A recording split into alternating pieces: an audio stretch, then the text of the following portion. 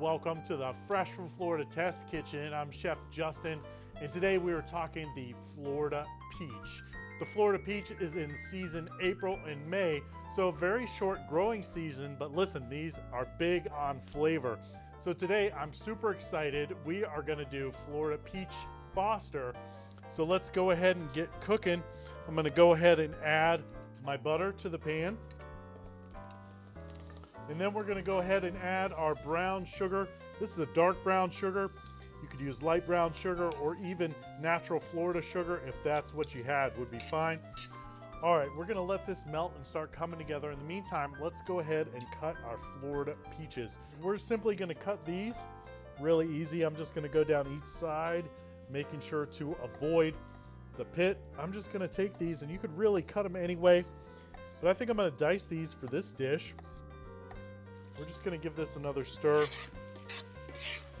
Want this to get coated real nicely.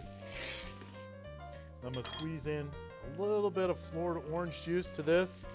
So now I've got my rum, right? And this is the dangerous part. We wanna make sure we're being extremely careful when we pour in our rum.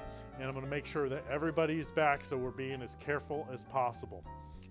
Let's go ahead and take our rum and our lighter, and we want to be careful. Now, I'm using an induction burner here, so there is no open flame to worry about, so I can pour directly in. So I'm going to go ahead and add my rum and then carefully light it and stand back.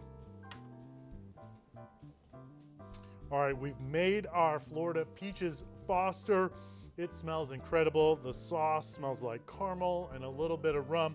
We've got our vanilla bean ice cream, but we're gonna serve it just like this. We're gonna go ahead and add our ice cream, and that's it, our Florida Peach Foster. Now remember to be extra careful when making this dish because we are working with flame here.